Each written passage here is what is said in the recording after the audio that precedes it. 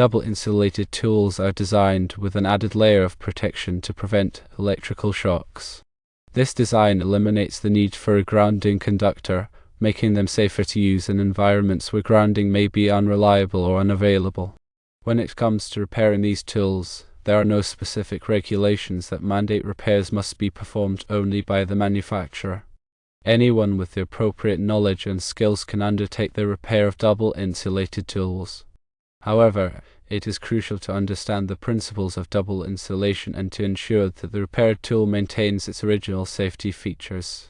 Double insulation is achieved by having two independent layers of insulation between the electrical parts and the user. Firstly, there is basic insulation on the wires and components, much like any other electrical device. Secondly, there is supplementary insulation, which is an additional layer of insulation that is designed to protect the user even if the basic insulation fails. This supplementary insulation is usually a robust plastic casing that is physically separated from the internal electrical components. When repairing a double insulated tool, it is essential to maintain both layers of insulation. Firstly, examine the tool carefully to identify any damage to the casing, the cord, or other parts.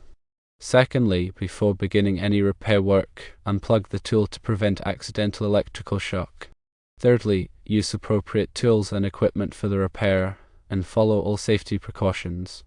Fourthly, when replacing any electrical components, use only parts that are specifically designed for that tool and that meet the same safety standards as the original parts. Fifthly, pay close attention to the wiring to ensure that all connections are secure and properly insulated. Sixthly, ensure that there are no exposed wires or terminals that could come into contact with the user. Seventhly, when reassembling the tool, make sure that all parts fit together properly and that the casing is securely fastened. Eighthly, after completing the repair, test the tool to ensure that it is working properly and that there are no electrical leaks. Ninthly, use a multimeter to check the resistance between the electrical parts and the outer casing.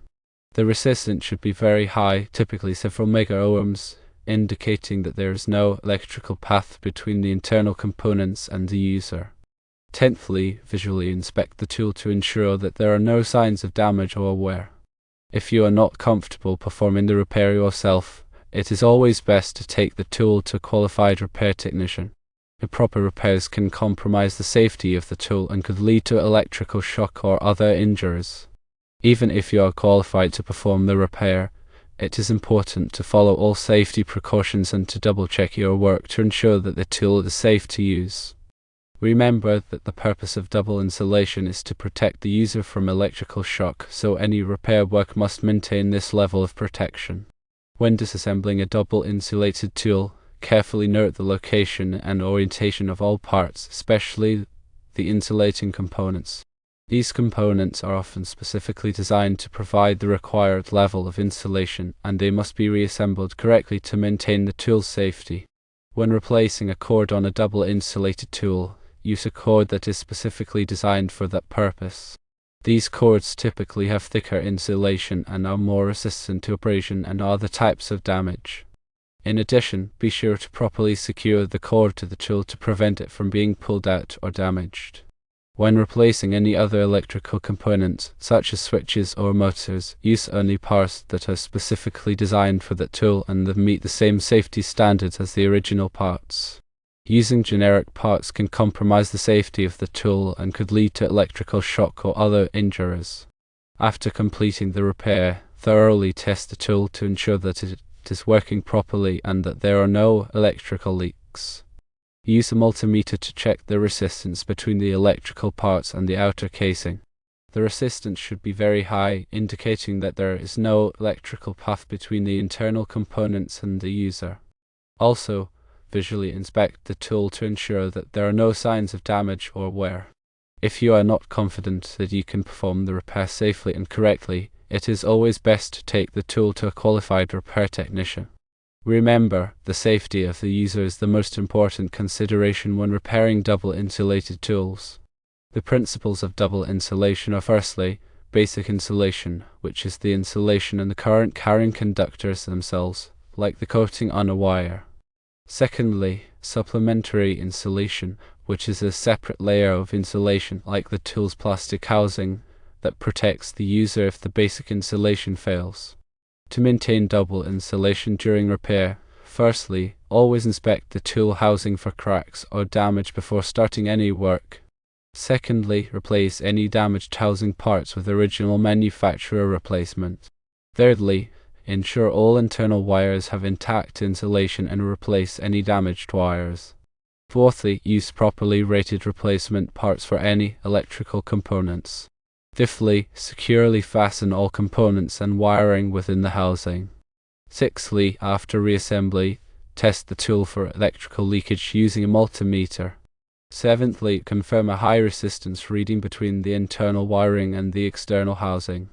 Eighthly, do not modify the tool in any way that could compromise the insulation. Ninthly, regularly inspect the tool for wear and tear. Tenthly, if unsure about any aspect of the repair, consult a qualified technician. Remember that double insulated tools rely on 2 layers of protection to prevent electrical shock. Maintaining these layers is crucial for safety. A qualified repair person should understand the importance of maintaining the integrity of the double insulation system. This includes ensuring that any replacement parts are also double insulated and that the tool is properly reassembled so that the 2 layers of insulation are fully effective. The person should also have the appropriate tools and equipment for testing the tool after the repair to ensure that it is safe to use.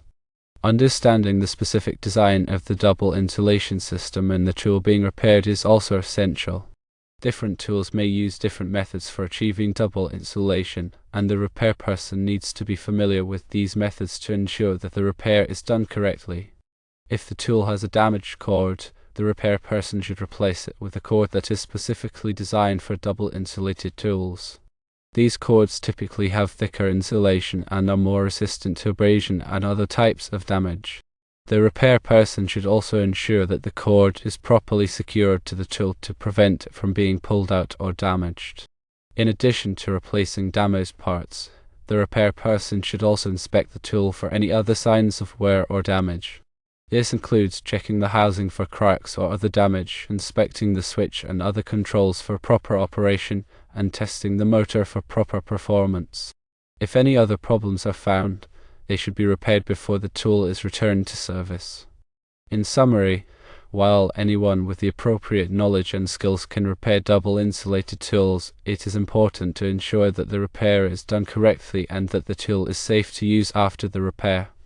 This requires a thorough understanding of the principles of double insulation, the specific design of the tool being repaired, and the appropriate tools and equipment for testing the tool after the repair. When working on electrical equipment, always follow all safety precautions to prevent electrical shock or other injuries. Wear appropriate personal protective equipment such as safety glasses and gloves, and work in a well-lit and ventilated area. If you are not comfortable working on electrical equipment, it is always best to consult a qualified electrician. The main purpose of double insulated tools is to prevent electric shock by providing 2 layers of insulation between the electrical components and the user. Repairing them requires maintaining this double layer of protection.